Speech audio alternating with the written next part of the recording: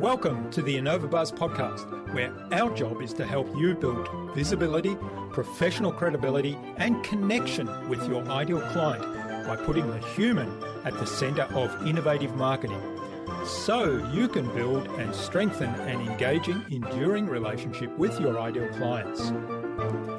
I'm Jürgen Strauss from InnovaBuzz, and I'm honored that you're here with me. If you haven't joined our wonderful marketing transformation community yet, go to innovabiz.co and collect your free gift as well. Do subscribe to the show and also leave a review because it helps others find us. Let's get into today's masterclass on this InnovaBuzz podcast.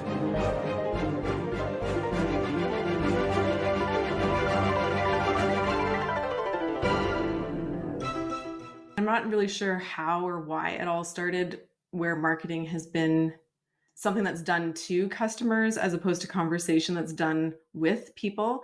But it's really figuring out what people are looking for in terms of your solution. What are the conversations that they're already having in their head, and how you can join that conversation and become part of that dialogue and move them towards the solution that's with you. And not in a, manipulative way, but in a genuine way that's done with value and service.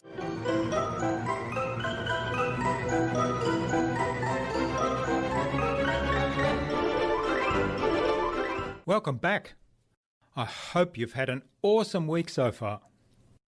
If you haven't yet listened to my recent conversations with Alex Osterwalder, creator of the Business Model Canvas, and with Andrew Barnes of the 4-Day Week, then go check them out after you've listened to today's conversation. I'm really excited to have on the InnovaBuzz podcast as my guest today, Mariana Norton. She's a marketing strategist and a business consultant who helps business owners and entrepreneurs leave overwhelm in the dust with marketing strategies that attract the best clients, increase sales, and keep customers coming back for more. Her superpower is distilling a high-level overview of the opportunities into tangible actions. She uses humor and analogy bombs, as she calls them, to make even the most complex digital concepts digestible and actionable.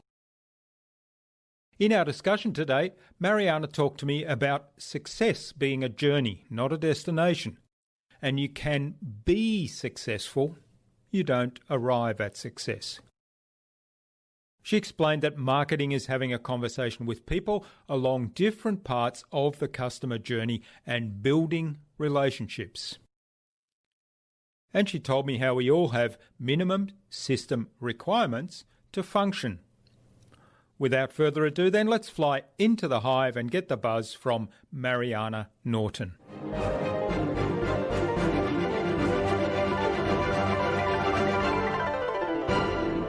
Hi, I'm your host, Jürgen Strauss from InnovaBuzz, and I'm really excited to welcome to the InnovaBuzz podcast today from Alberta in Canada, Mariana Norton, who's a marketing strategist and a business consultant. Welcome to the InnovaBuzz podcast, Mariana. It's a real privilege to have you as my guest. Thank you so much for having me. I'm excited to be here. Iman Zabi, who was our guest on episode 269 of the InnovaBuzz podcast, suggested that we talk with you, Mariana. So a big hello to Iman. Yeah, a huge hello to her. She's an amazing human and copywriter. And we had a lot of fun talking copywriting with her too. Yeah. Now, you're passionate about helping entrepreneurs and business owners make sense of marketing so that they can make more money. And I really like the way you express that so succinctly.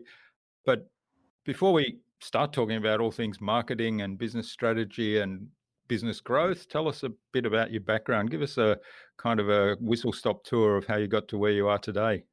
Whistle-stop tour. Well, I've been in digital since dinosaurs used to hand code websites. My first job in the digital space was actually support for dial-up when dial-up first came on Oh, yeah. online, so to speak. And then from that space, I started to see the opportunities that existed for businesses in the digital space. So one of the first opportunities that I came across was a traditional publishing company. So before we had our online ads the way we do now, it used to be a print publication that would come out locally that people would go and search. And I was working for them, basically helping them sell websites and build websites for their customers, and saw an opportunity for them and said, hey, like there's an opportunity here where nobody else is in the market space, even the big players, where you could be taking your ads, putting them online, they would be searchable, people could place their ads online. Like, it's a gigantic opportunity. And they essentially said, do you think you could do it? I'm like, well, I don't know, give me a budget and I'll go buy a couple of books. So I did, and I taught myself programming, built a database, built the front end, back end, everything, to the point that it was successful. And one of the largest companies in Canada bought them out because they had a functioning solution before anybody else, which got me Mm. hooked on the opportunities that existed in the digital space for businesses. And it still exists, but now what I found is it's actually become so much more complicated because there's so many options, so many voices, so many pieces, which is where I've come around to the whole, we really need to make sense about, what are the right pieces for your business as opposed to trying to do all the things. It used to be there was one thing you could do, essentially create a website. And now even Yeah. that is so convoluted. Mm. Yeah, and I guess one of the things you mentioned about marketing being complex now with all the different options that people can have, one of the things that I find frustrating is that people, on the one hand, they get attracted to the latest shiny object and then think, oh, that's got to be integrated in here, and forget about what the strategy is. But at the same time, they're also abdicating a lot of the relationship building stuff to the technology. And I think, the more technology we add on, which they often add on without sort of consideration of the strategic aspects, but then they also say the more technology we add on, the less we have to actually work on our relationships. And I think the fundamentals are getting lost somewhere. How do you feel about that?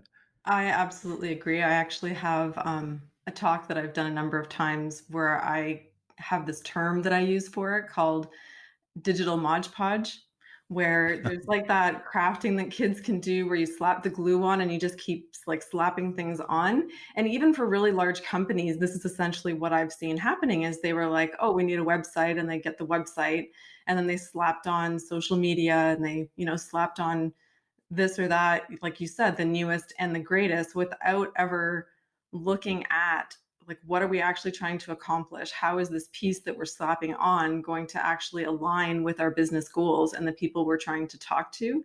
So it becomes just this big sticky mess a lot of the times that nobody's taking the time to tease apart, like, what does each piece do? Why are we doing it? And like you said, there's always a latest and greatest and shiny and new automation tactic without taking the time to think about, like, does this serve our business and does this serve our client? Are we creating a great experience for them by adding this, or are we potentially taking away from the experience they've become accustomed to or that we could create? Yeah, which is a great question to ask. I really like that one, and I know you're very fond of considering the customer journey as an essential part of the whole strategy. Now, your business is the Purposeful Entrepreneur, or one of your businesses is the Purposeful Entrepreneur, and you talk about success on purpose. So that speaks to that. I think there's a really good segue going into that. So tell us what you do there and why you do it. Yeah, well, that has come essentially from the digital Mod Podge over the last, 20 years, but acutely in the last 3 to 5 years. I've had a lot of people come to me for digital strategies, like a growth strategy, looking at everything they're doing and how they can align it for business growth. And I've had a number of clients that once we've dug in and started teasing everything apart, they've realized that they've spent huge amounts of money, time, and energy on tactics that had zero results, right? So it's for new entrepreneurs and new people who are coming into the space, like we were talking about earlier, there's just so many options. There's so many voices in the room. There's, the comma clubs and, how many figures are you or should you be? And chasing that opposed to, what is your area of expertise? What are you trying to create? Who are you creating it for? And then figuring out what that path is and creating that success on purpose in a very intentional, purposeful way, both how we show up as business owners, but also translating that into how we're showing up in the market space with our marketing, messaging, and all those other pieces. Yeah. And so success on purpose. So I know you talk about this a little bit. What is success? Because you mentioned 6 figures, 7 figures, however many figures you have to be successful, and you see this. I think back to the early days of internet marketing when the typical landing page would have some, typically guys. This was a very macho thing. A guy standing in front of either $1 million yacht or $1 million sports car with a bikini-clad girl on the front and saying, I've made it, and so listen to me. Yeah. So, what's your definition of success? I hope we've come a long way past that I know. I now, was by going to the way. say, But how's that defining success for the woman laying across the Lamborghini? Not yeah, very yeah. very flattering. Well, it's funny that And I always looked at it and thought, well, it's probably just a photo shoot anyway. They're probably doing a photo shoot advertising the yacht or the Lamborghini, and the guy's just photo bombed it or something. Well, yeah, and that still exists. And that's something entirely different. That's, perceived success. That, Mm, we see this in our personal lives and in our business lives where people will spend a ton of effort and money in trying to create this perception of something, right? Of anything from, looking like you have a lot of money, or there's even people who do it in a spiritual sense, right? Like they'll buy the spiritual clothes and wear the crystals because they're trying to, embody a certain way of being. And it's funny that you've asked this question because I'm actually writing a new article for the Purposeful Entrepreneur today about success, like right now. So I've actually have kind of started to distill it down to there being a sweet spot, like a success sweet spot that each of us have, and that it's actually an intersection of self, life, and business. You could probably attest to this, and I think most people who followed a lot of very successful people will tell you that generally there seems to be this path of, hustling and grinding and putting business in front of everything else in order to get whatever it is, the car, the figures, or whatever, and finding out that at the end they haven't taken care of themselves, which leads to burnout. Which, how mm, is that successful? Or they've bankrupted their lives, right? Where they put grinding and hustling ahead of, being present for their children or with their spouses, their partners, their dogs, whatever is important to them in their life, their community, their church, which is backwards when we can start from a place of purpose of, what does success in your business look like? Who is it you're helping? How are you helping them? And of course, finances factor in because if we're not financially viable, it's a very expensive hobby. It's not a business. So, like mm, that to me is a given in business. But the self and the life part have traditionally been put last. Like for a lot of people, like I'm at 45, for me, I saw my dad having a successful business and that equaling not being present at home, right? Not taking care of himself, that he was providing and creating and building a business and that it came at a cost. And I think that if we can shift that view of success to be more holistic, then right from the beginning, we can create space to say, what is success for me? It's, being there for my kids, being there for my wife, taking care of myself, and innovating, creating, growing a business. mm. That was long. It was, but I think it's a really important message. I mean, there's a lot of, as we're recording this, we're right in the middle of the COVID-19 pandemic. Well, hopefully we're past the middle. Um, I say God it's forbid if we're, fluid. We just need to yeah, flow yeah, with it. We're that's somewhere. right, yeah. But I think there's a lot of people now starting to talk about looking after yourself, and of course people in lockdown find it very frustrating, and that impacts on mental well-being. So there's a lot of talk about how do you look after your mental well-being as well as your physical well-being if you can't get outside as much as you perhaps have in the past.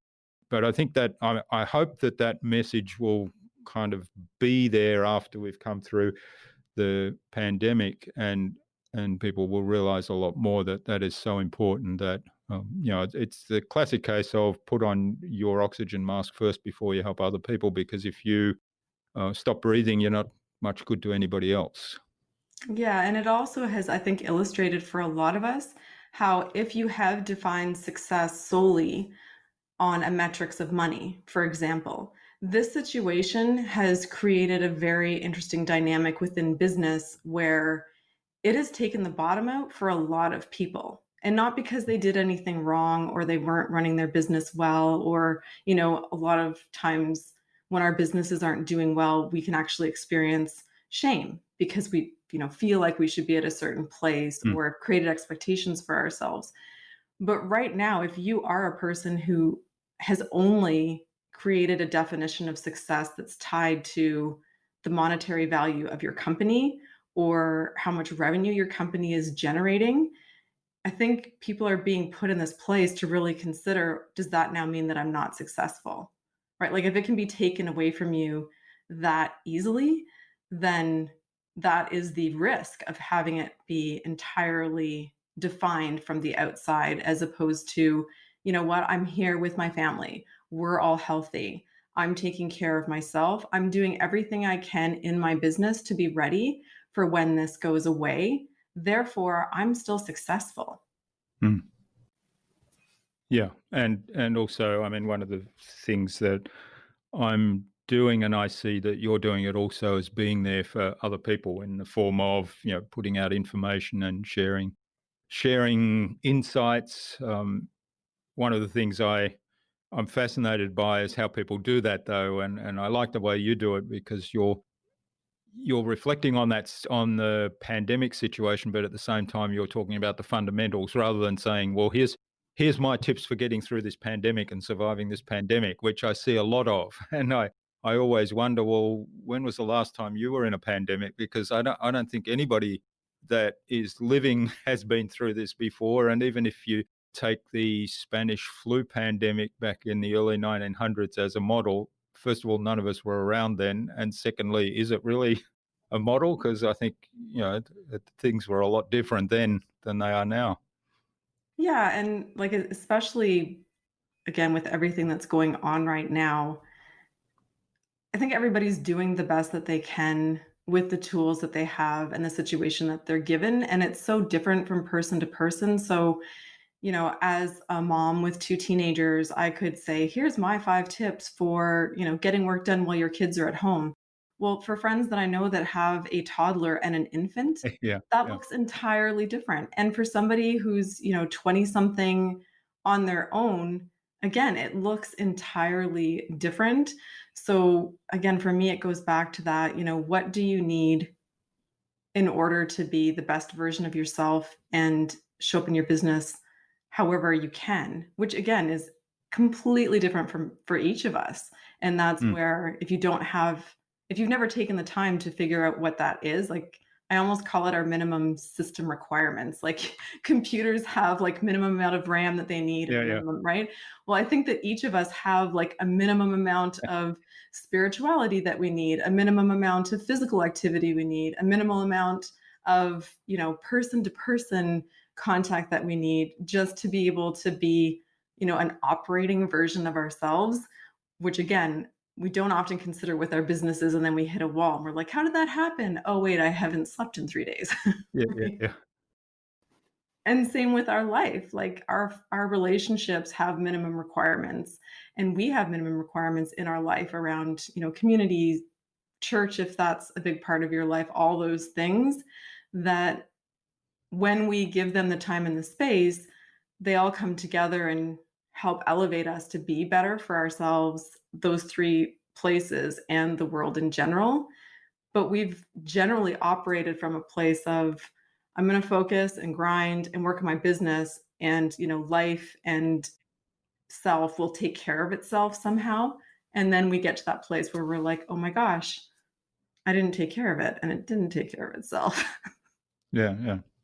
Yeah, I was talking with a lady, Paris Cutler, a little while ago on the podcast, and she talked about the top of the mountain. That when you get to the top of the mountain, there was a certain emptiness for her, and I think from what she was describing, it sounds a little bit like what you're saying there. That she defined success. She wanted to be the number one in her niche and her business, and she achieved that and achieved amazing success by all kind of external measures. And when she realized I've gotten there, it was kind of a totally empty feeling because probably everything else was out of balance. Yeah, and I think that sometimes it's even just a change in the wording. Like success ultimately is not a destination. Hmm. It's a way of being, it's a way of showing up, it's a way of existing, right? Like instead of saying I've achieved success, am I being successful? Am I succeeding? Right? And that's where, when you look at your family or however that looks for you, if you're being really successful and have got the seven-figure business, but you don't even know what your kid's favorite video game is, right? Are you succeeding truly? Hmm. Right? If you've worked yourself to the point where, you've got the Lambo and the big house, but you can't walk around the block without huffing because you've been sitting in front of a Hmm. computer for, so many hours a week. Again, you've got what typically was considered success. You're at the top of that mountain, which, you were likely looking at that peak. But if we're looking at it as a destination, we're missing the bigger picture. Hmm.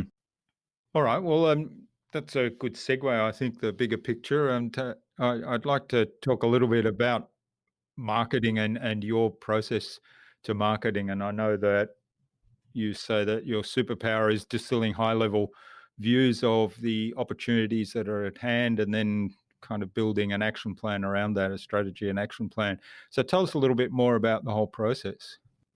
Well, I it's funny because we started talking about relationships and marketing at the very beginning. Mm, For me, right from the very beginning, I think what's been lost in digital marketing has been the connection to people, right? We've gotten all into the funnels and how much fun we can mm, have with funnels.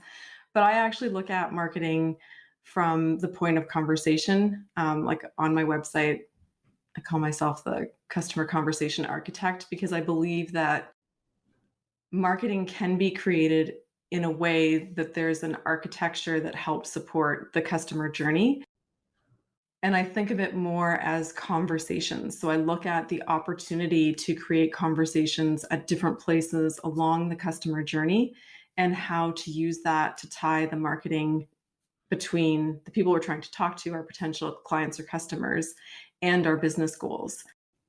So it's similar to what, the typical pieces of marketing are, but again, I try to root them in conversation that there's, the informational type of conversation which, is traditionally the top of funnel where it's essentially saying, hi, how are you? You have this problem, let me help you with it, in less of a talking to than a talking with, and then moving that along to a bigger conversation where we're engaging back and forth. And I've had people say to me, well, conversation is two-sided and marketing is one-sided, right? That a social post mhm, or a blog post is one-sided.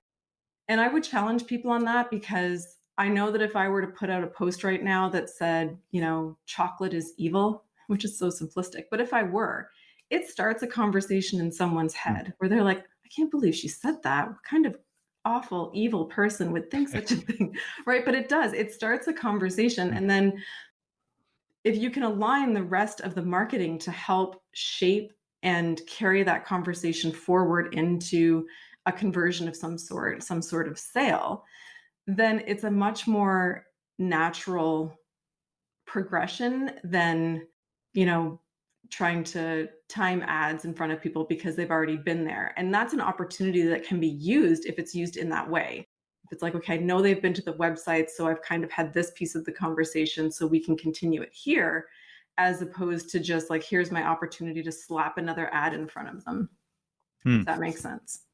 Yeah. Oh, yeah. Totally. And I think there's a whole bunch of things in that. I mean, I like to say that marketing is simply having a conversation with somebody who could be an ideal client. And it's very consistent with what you're saying. And the other thing I really like is that you focusing on the customer journey. So marketing is actually part of the entire customer journey. So and there should be a conversation happening at all those touch points. So I think the classic for me, and coming back to that idea of automation and retargeting, is people use those tools, but use them very lazily, I call it. So, for example, and what was it this morning? I got one which is, here's 50% off this software, and it's photographic software. I'm a keen photographer. Clearly, they're retargeting me from something. Now, the key though is that I already have purchased that software. In fact, I've been a customer of theirs for about 5 or 6 years, and I've got the latest piece of the latest version of that software. So, they're treating me as if I'm not a customer, which is very impersonal, and it's obviously just a straight automation. If they were smart about it, they would use that automation to figure out that, hey, I'm a customer. Here's where I'm at in my journey because I have that software. I've been a customer of theirs for 5 years. And so what is my experience likely to be? It's not likely to be, how can I buy that software again? It's likely to be more along the lines of, you know, I've been using that software for 5 years. How can I become even better at using that software? Or what are some of the hidden things in that software that I may not have discovered? So they're more likely the things that would interest me. And if they use their retargeting to say, well, what kind of things can we help that person with on their part of the journey versus what kind of things can we help the person who's just trialing the software with, on their journey, because they're at different places. Yeah, I agree entirely. And like at the end of the journey is Mm, the nurturing, right? Which is so often forgotten, and there's so few companies that do it well, and I'll never understand that because there's all the stats around, it's much easier to get somebody who's already done business with you to do it again. But people love to use the dating analogy, but what I see all the time is, you wine them and dine them to get them to be customers. And then once they're customers and they're like mm. happy to be engaged with you, you're like, well, just hold on, honey. And you're like off starting to Chasing talk to the the next next year. person, right? Which leaves Yeah, them vulnerable for someone else to come and say, hey, I see you sitting here by yourself. And, yeah. would you mind if I join you? They're going to be like, okay, sure, that would be great, right? You've left yourself open. When you've just spent all this time getting them to the point that they're willing to sit at the table with you, which Mm, again, the same as you, it completely boggles my mind. It does take a more sophisticated investment in getting to know your clients to understand what they need from you beyond the initial engagement. And like there's people, that you had an interview with Summer, who's an email strategist. mm, And, her and I've had conversations around how there's huge opportunity in email marketing for companies to take that nurture section and really cement it, like really establish that relationship with them beyond just a product, right? Like that's where the opportunity exists for brands, right? Like I was doing some research on Gatorade recently, and you know, their brand loyalty is so deep that they barely need to spend money on marketing the way other yeah. companies do because people are just so in love with the brand. They're so loyal to it. And if we can create that even on a smaller scale for businesses, there's huge opportunity there. Yeah, I think that's a really important point that, again, it comes back to what I was saying earlier. The marketing isn't done when you've made the sale because there's that onboarding, and how do you then help people along the next part of their journey because they're still on that journey. So it's kind of had occurred to me. It's like the dating analogy. If you've been giving a partner a bunch of flowers every day, you've got them to the point that they agree to marry you or become engaged, whatever it might be, and then you're off to the next partner, and you're giving them two bunches of flowers every day, because this is what I see a lot online where a business will say, for new customers only, we're going to have 50% off for the next 12 months. And then if I, as an existing customer, come back and say, well, I'd like to have that offer too because I'm paying the 100% price right now. Oh no, it's only for new customers. Yes, I think and what I what a call what a great way to lose customers. yeah, and those are I call them the customer journey potholes and pitfalls, right? Yeah, Because yeah. you're walking along on the journey with the company feeling really good about it, and then just all of a sudden, there's a huge pothole or a pit, and you're like, "How did I end up in here? I thought we were walking along nicely together." Mm, But right, like, and again, it's because it can be tied back a lot of times to the Mod Podge that, like, in larger corporations, you've got multiple departments that are functioning without, like, looking at what kind of conversation are we creating? Is it cohesive? Is there places that we're not only dropping the ball, we're basically bouncing it off their forehead, right? mm, Like, because we do live in a time where there is just so much choice for customers that if you are not taking care of them, the reality is that someone else will. And there's new players coming online all the time. And if they're smart enough to really, create that engaging brand that makes people feel like they're part of something bigger, there's a little company called Apple who did that pretty good, mm. right? It can become a true disruption, not a disruption as in the, talking over each other and trying to be disruptive, but just something that really shakes up the status quo. Mm.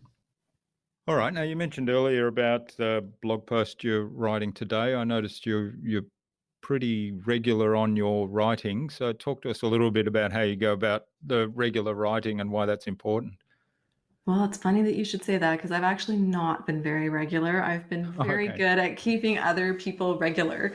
Um, and the main thing for me has actually been the pandemic that happened, where now that it's started, I'm like, there needs to be more voices that have something to say beyond, like you were saying, here's 10 tips for working from home with which, Mm, not that there's no value in that, there is, but I have been very mindful about not creating content just for the sake of creating content. And the current environment just really spurred me forward to finally commit to creating my own content. So again, success on purpose. It's, what is my purpose? And I finally have it for my content. I finally feel like I understand what I can say that could be of value, that could make a difference, and that keeping it all in my head doesn't serve anybody. mm. I think that is a really important point. I mean, there's a lot of people that I encourage to write content or do podcasts or publish videos, and they say, "Oh, I don't like talking, or I don't like the sound of my voice, or I don't like see myself on video, or I'm not a good writer." And it's that sentence that you just said there that keeping it in my head doesn't serve anyone, and everybody's got a unique perspective. They've got expertise and experiences and life experiences right through that I think are really valuable to share with the right audience, of course. Yeah. And then the next step beyond that is I've actually done again what I've done with a lot of clients, which is chunk things down to the smallest piece to make sure that I'm being successful when I'm trying to get it done. So a lot of times we have, again, the lofty goal of I'm going to do this once a week or whatever, but we never break it down into the individual pieces that need to be done in order to be successful in that. And again, no one's going to say I'm going to run a marathon and just expect to be able to like show up and run it. It's the time spent training, thinking, planning, and doing all that stuff that leads to those successful outcomes. Hmm. So yeah, the marathon's an interesting analogy, and I was reflecting on that a little while ago when I was thinking about doing this massive bike ride that would challenge me quite severely, and it's 250 kilometers with I don't know how many kilometers of climbing, so it's in the mountains, and there's a time limit as well to finish, partly because, of course, they don't want you riding in the dark. And I thought, well, Well, there are a couple of things that happened there, but one of the things that came to me when you were talking about the marathon is if you think about that event or a marathon, and it's kind of overwhelming. But if you break it down and say, well, let me go out for a 5K run or a 50K bike ride, and now let me do that again. And now let me do it 5 times a week and with a couple of nice rest days in between. And now let me ramp that distance up a little bit more. Then all of a sudden you think, oh, running that distance or cycling that distance actually isn't such a big deal. So, yeah, it's a really good way to look at it. Yeah, and if we circle back, because I love loops, to the idea of success too, like that goes back to what we were talking about, where when you look at something like that, if you create the destination of, finishing within a certain time in a certain way as success, then you miss the whole success of the experience. Whereas if getting there, sitting on the bike and pedaling in the race makes it a success for you, then you're rooting your success in the experience and you showing up as opposed to, the outcome, which so much of Mm. it is out of our control anyways. Mm. Yeah, that's an interesting take on that. And we've been looking a lot at our action plans and making those more outcome focused rather than say, well, right, what's a good example? Publish. Well, that's not the right way. We used to do it that way anyway, but record a podcast, or there'd be an action, whereas the outcome focused one would be the podcast episode is recorded for this week. And then we can tick that off and say, well, yes, we've achieved that. It's a lot clearer. So what's your understanding of that? Because I know, or your view on that, because I know that you recently published an interesting article on goal setting and how to make sure that you actually can enjoy that journey and you maximize your chances of achieving those goals. Yeah, well, I think it's a lot of it is, being very realistic about the goal that we're setting. And especially in business, especially with new entrepreneurs, as soon as someone says set a goal, it's generally, how much money are you going to make? What are you going to make it by? Without really taking it apart into, like you're saying, those individual pieces. Like in the beginning, if you were going to do that bike race and you had never been on a bike, just getting on the bike needs to be the first, achievable little piece, the little goal going to an outcome. And again, that outcome needs to be realistic, right? Like if someone's decided that they're going to start swimming and they need to have an Olympic time, well, I'm sorry, that's not going to even Michael Phelps, right? The first time he went swimming, he did not get an Olympic record. Right? That has been, again, breaking things down, reducing them to their pieces, and being able to, like you're saying, there's things that you can control. Like you can say, we are going to have one podcast done a week. You've broken that down individual steps. It's achievable. Whereas if you were to say, we're going to have 10,000 downloads on our podcast this week, depending on what your previous numbers have been, if you've just arbitrarily picked that number because you've heard that's a good number, there's just way too many things within that are out of your control. That wouldn't be fair to put on your team. Yeah. Right. So it's just really understanding the difference between an outcome and which outcomes you can control, right? Like, and which ones you can't, and then breaking it down into the individual pieces that are going to get you closer to the outcome that you're looking to achieve. That's great. Okay, well, we've talked about marketing being a conversation with people, and I know you're very strong about creating those conversations online. So how do you go about starting those conversations? What are some of the really ninja tricks, if you like, of getting those conversations started? I mean, short of saying that chocolate is bad for you on social media, which Yeah, I'm sure would start a conversation. that's right. Aside from being controversial. Yeah.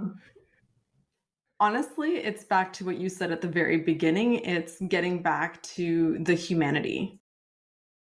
And I'm not really sure how or why it all started, where marketing has been so much of a something that's done to customers as opposed to conversation that's done with people, but it's really figuring out what people are looking for in terms of your solution. What are the conversations that they're already having in their head, and how you can join that conversation and become part of that dialogue and move them towards the solution that's with you, and not in a, manipulative way, but in a genuine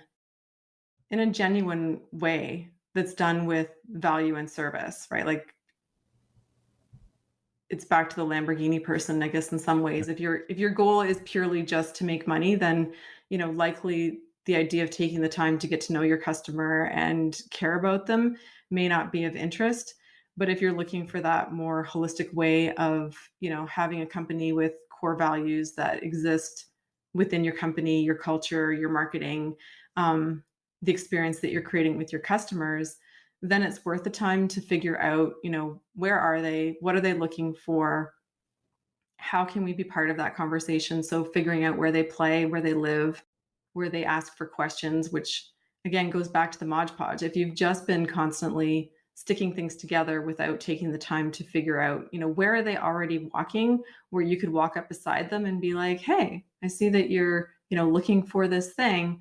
Do you mind if I join you? Let's chat about it, right? And then like carrying it through with the marketing in a logical way, which right now there's so much opportunity because we do have all these pieces that will play together. So you can start a conversation somewhere on social, get them on your email list and nurture them and take them through right to a purchase at some point through a landing page or in person or whatever it is for your business. It doesn't matter.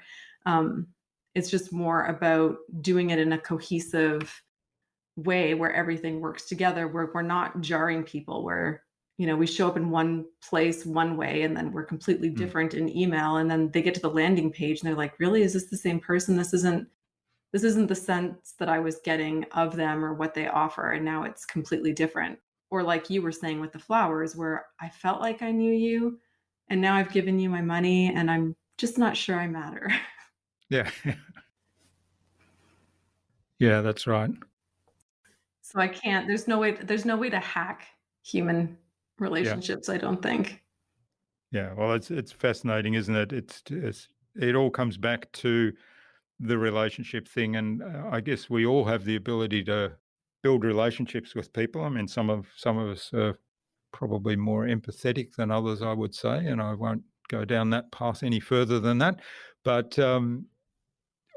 we can all take on board the idea that it's about starting relationships, starting conversations, and then really working with people.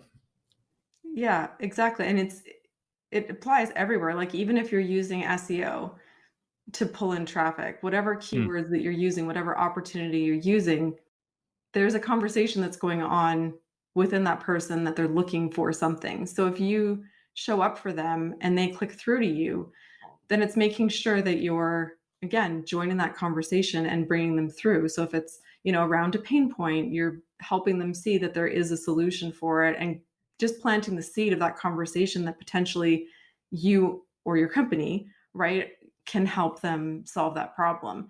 And we know that it's very rare that, there's love at first sight even in marketing. Right? Like, sure, it happens every once in a while. Someone sees an ad and they're like, yep, that's the thing. They buy, they're your super fan. Like, there are unicorns out there. But for the most part, there is a there is that journey. There is that, you know, building of a relationship, the know, like, and trust, which we like is touted all over the place, but isn't always actually done. Mm. Yeah. And it comes back to people doing business with people. And yeah. Or brands, like most brands nowadays are seen as having a personality, which is why, conversational and personality driven copy is so huge right now, because people do want communication from even brands that sounds like a person. Like when even the devices in your home are talking to you like a person. Hi, Alexa, right? They're expecting more from companies and corporations in those communications. Yeah. Yeah. Yeah. Well, that's right. And they're eavesdropping as well, which is the scary part. All right. Well, this has been absolutely fascinating, Mariana. I could go on talking marketing and customer journeys and customer relationships for ages, but I'm aware of the time. So I think it's a good point to move on to the buzz, which is our innovation round. And it's designed to help our listener to get some tips from your experience. So I've got 5 questions, and hopefully you'll give us some really snappy, insightful answers that'll have our listener go and do something awesome today as a result. So, what's the number one thing you think anyone needs to do to be more innovative? To trust themselves and the value of their ideas and what they have to offer. Mhm. Do you have any tips on how to do that when people are doubting themselves? It's that introspection, being able to identify when, imposter syndrome gets thrown around a lot, but putting anything new out into the world, which is a big part of innovation, whether it's thought leadership, whether it's a product, whether it's a service, or anything else, and just being able to check in with yourself on whether it's fear that's holding you back or whether it's actually a missing piece. Because there are times when we have something amazing that we could put forth in the world and we do know that we're missing something. That's when you need maybe some external validation or some help or some support. But a lot of times I've seen people that keep things to themselves and keep them small because they're not able to just take a leap with the value that they have to bring. And we all stumble along the way, giving Mm. ourselves permission to do that. But you can't optimize, you can't, create a second iteration of something that doesn't have a first one. So Yeah. just believe that what you have to offer has potential and start there. Mm. Yeah, great. I love the kind of a second iteration if there's not a first one. Mm. All right. What's the best thing you've done to develop new ideas? Sticky notes. Post-it notes, having some way to capture those ideas that come around generally at the less convenient time as possible, Mm. and being able to capture them and then give yourself time and space to go through it. I used to be an idea hoarder where I would just have like just these collections of things that would come to me that I never did anything with. So I actually have time now on my calendar, either on Sundays or if I've booked Sunday off as a total family day, Monday mornings, where I actually go through whatever has come up for me the week before. So instead of it constantly being an idea bank that I'm never cashing in, I make a point of pulling out the ones that look like they have the best investment potential and giving them a little bit of attention. Mm. Making the occasional withdrawal and spending it in some way. Yeah, great. I Exactly. love it. Mm. All right. Now, what's a favorite resource of yours that you use a lot? Evernote. I use Mhm. it for capturing all those ideas when I don't have sticky notes on hand, because it would be strange to have sticky notes with me everywhere. Yeah. And I've just recently discovered that my Apple Watch is waterproof. So I keep it on when I'm doing dishes, when I'm out in the rain, even when I'm showering, so that when I have those strokes of genius, I can leave myself voice notes and catch it Okay. all in Evernote. Straight into Evernote from your Apple Watch. Yes, because inspiration has a sense of humor. So it'll be when like your hands are full, Mm. often when we're in the shower, and it's hard to write with pen and paper. So that way you can capture those strokes of genius when they come to you. Mhm. Yeah, I get them on the bike when I'm riding on my own, which I'm doing a lot now, of course, with the social distancing rules. And And training. yeah, and what happens then, of course, is sometimes I get 4 or 5 ideas on a 2-hour bike ride, and then I'm trying to remember them all because I don't want to stop to write anything down or record it on my phone. So I'm trying to remember them all by the time I get back home. So you need to have the app open so you can just tap it while Yeah, while yeah, yeah. you talk. Yeah, I actually take my, I've got a Garmin watch. I actually take that off when I'm riding because I've got the cycling computer running, and otherwise I get duplicate recordings. And I don't need the heart rate guide either because I've got a heart rate monitor on. So maybe I need Yeah, to wear it again to do those recordings. unless you have your notifications on it, because if it's binging and buzzing with all your emails and everything, that'll No, take you no, away from the ride. notifications. I generally have notifications off other than phone calls. Everything else is pretty well off. Okay, now what's the best way to keep a project on track?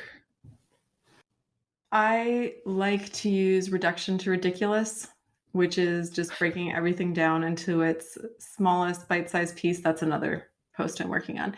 Mm, But it's often what I use with people because I'll challenge them with, what is the one thing that you're going to work on this week? And usually it's something large, like I'm going to write my website copy. mm, Okay, let's take it down a notch. So, like, what's one piece of that? I'm going to write my homepage. Okay, now what's one piece of that? mm. Like, do you have an outline for it? No. Okay, you're going to need an outline. So, let's start with the outline, right? Like breaking it down. And even if the outline seems like it's too big, then going to, what's the about section for the homepage that you can do? Or like, really breaking it down because we all do better when we can gain some momentum, but a lot of times we'll start with, again, if we go back to your bike analogy, that Yeah, yeah. instead of saying, I'm going to start with getting on the bike and just seeing how far I can go before I peter out, like let's just Mm, figure out what my base level is. It's like I'm going to start with a 25K ride. mm. Okay. Right? And then when you don't achieve that, or when you're tired for 5 days afterwards because you're burnt out, you're not going to be successful. So just, breaking it down to those individual pieces so you know what they are, reducing them down to the most ridiculous piece that there's no way, like if you can get as close to something that's so small there's no way you can't achieve it, Mm. then you know what the next one is, so that as soon as you finish that and you feel good about it, you've got the next one done, so you can get more momentum and more done than having these, big large chunks. Yeah, yeah, that's right. That are overwhelming. Yeah, that's really great advice, and it reminded me. I mean, this is a bike analogy as well, but a couple of times over the last week, I've got up in the morning and I've thought, oh, I feel a bit tired. And I'm thinking doing a 1 to 2 hour bike ride. No, I don't really feel like it. And then I say to myself, just get on the bike, just get dressed, go downstairs, take the bike outside out of the garage and just get on it. And that's all. And then I can be happy. And, as it turned out, I did do 2 hour bike rides on those couple of days. But it's very much that philosophy of, well, what's the minimum thing I need to do that at least even if I've just gone up and down the road, I come back, I say, well, I achieved that. So I feel good about myself for the rest of the day. But as it was, and as you suggested, I got the momentum to keep going. Well, and it's so funny. A lot of times, if we can just get started, we forget that we had resistance to starting in the beginning. Like, Yeah. I've had clients that struggle with writing, and I've said, you know what, just commit to sitting, like getting in the seat, sitting in front of the computer. And even if you don't know what to write, just write about not knowing what to write about. Yeah. Yeah. So, like, just actually writing, I don't know what to write about. I don't know what I'm sitting here. This is so ridiculous. And then usually something will start and Mm. they can get their content or whatever done. I think I've only ever had once where the person was like, I literally wrote 30 minutes of what I didn't know what to write about. Hey, but you wrote, so you're Yeah, yeah. winning. Yeah, yeah, it's good achievement. 30 minutes of writing, that's a long time. Writing about not having anything to write about, like that's Mm, it's dedication. mm. All right, now what's the number one thing anyone can do to differentiate themselves? Be yourself. I think a lot of times imposter syndrome comes from, like, in some ways being an imposter, feeling like we need to be or do something other than what comes natural to us. And again, we see this in business all the time that, am I successful if I'm not running a 7-figure business or a 6-figure business or whatever figure of the day Mm, feels important to you? And, is that you? Like, sure, there's so many different things you can do. You can run a business in so many different ways, especially now with all the digital options, but you differentiate yourself by doing what you do better than anybody else can. Getting there does take some time, and is a trial and error. So giving yourself grace along the way is really important. And then, taking note of the places where you really do seem to shine, where you get a result for somebody, where you get that feedback where someone has said, you've really helped me, even if it's in a way that you didn't expect it to be, and looking for those signposts when you're on your own path and then really leaning into it. And it is a journey. Like, life is a journey, business is a journey, entrepreneurship is a journey, and not being rigid, staying in your lane, but being open to, exit signs that come along the way that could take you somewhere better. Yeah. Yeah, so awareness is a really important part of that as well. And listening. Yeah, and staying in your own lane. Because again, there's, like you said, so many shiny objects all the time, and so much posturing that goes on online and in business in general, that it's important to just, what's the game that you're playing and how are you doing at that game? All right. Well, thanks, Mariana. This has been really fabulous. Now, where can people find out more about you and maybe even reach out and say thank you for what you've shared with us today?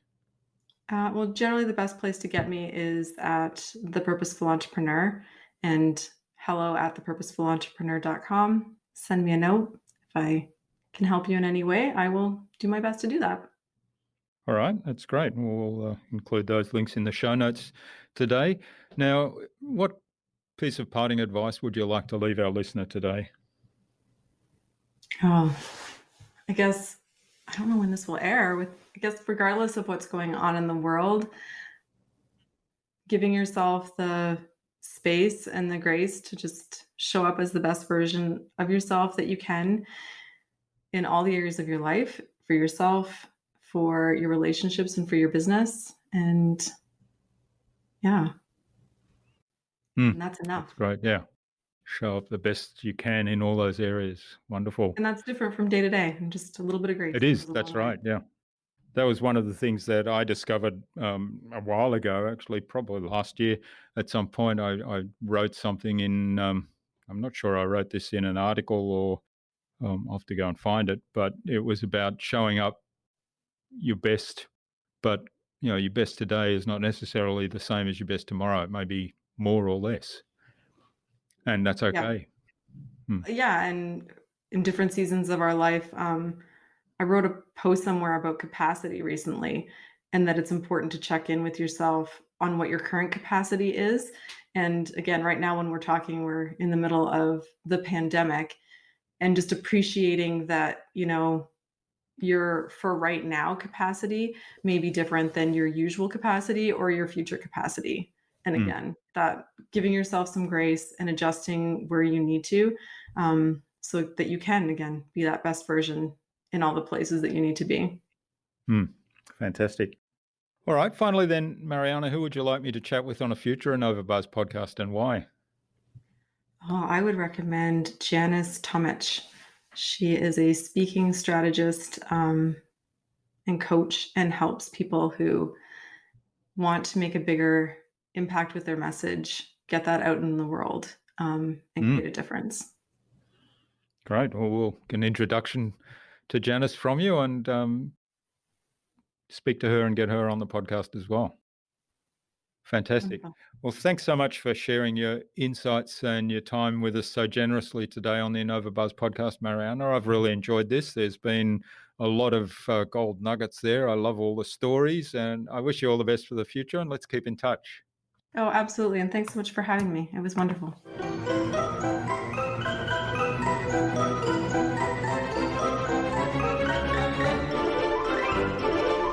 I hope you enjoyed that wonderfully engaging conversation with Mariana and took something away from her episode. There were so many wonderful analogies that she shared with us to explain some marketing concepts. I really enjoyed all those. I'd love to know what you took away from Mariana's episode. Leave a comment below the blog post, which you can find at innovabiz.co/Mariana Norton. That is MarianaNorton. All lowercase, all one word, innovabiz.co/Mariana Norton. You'll also find links to her Purposeful Entrepreneur website, her social media pages, and further contact information for getting in touch with Mariana there. Mariana suggested we have a conversation with Janice Tomich, speaker coach, on a future InnovaBuzz podcast episode. So Janice, keep an eye on your inbox for an invitation from us to the InnovaBuzz podcast courtesy of Mariana Norton. Tune in again to the next episodes of the InnovaBuzz podcast, where we've got some more fantastic guests lined up, including Will Reed of Samurai Walk and marketing coach Charlie Wyman. Thanks for listening to this episode. Make sure you subscribe to the show to be reminded of new episodes. It's free to subscribe. Leave a review if you like. Even if you don't like me, I'm okay with that. I'm asking you to leave a review because it helps other people find this show. Go to InnovaBuzz.co to join our marketing transformation community and access a free gift my team and I made for you. It's the Marketing Master Mini Class. We want to give you everything you need to transform your marketing into a human-centered, relationship-focused growth engine. Until next time, I'm Jürgen Strauss from InnovaBuzz. Remember, be awesome and keep innovating.